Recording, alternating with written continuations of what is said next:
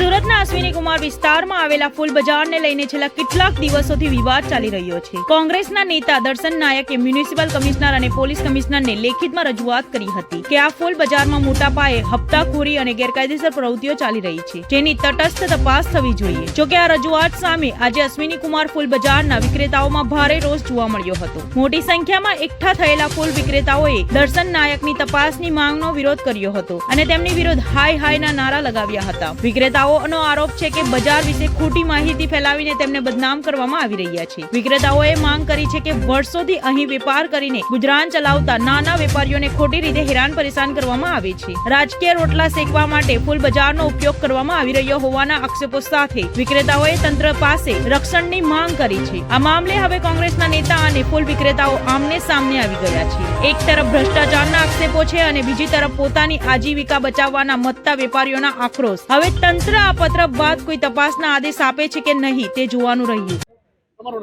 મારો ઉમેશભાઈ ભાનુભાઈ બામટા છે।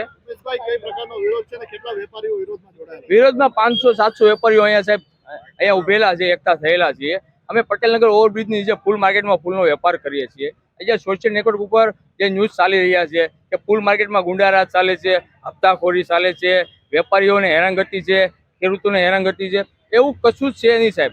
બરાબર છે, તદ્દન વાત પાયા વિહોણી છે, સાવ ખોટી વાત છે। અમે કોઈને 1 રૂપિયો આપતા નથી, અમારી પાસે કોઈ 1 રૂપિયો લેવા આવતું નથી। બરાબર છે સાહેબ, સુરત પોલીસનો અમને પૂરો સપોર્ટ છે, સુરત મહાનગરપાલિકાનો અમને સપોર્ટ છે। બરાબર છે, ખોટી અફવા ફેલાવવાવાળા વિરુદ્ધ અમે કાયદેસરની કાર્યવાહી આવનારા સમયમાં કરશું સાહેબ। દિવ્ય સુરત ડિજિટલ ન્યૂઝ।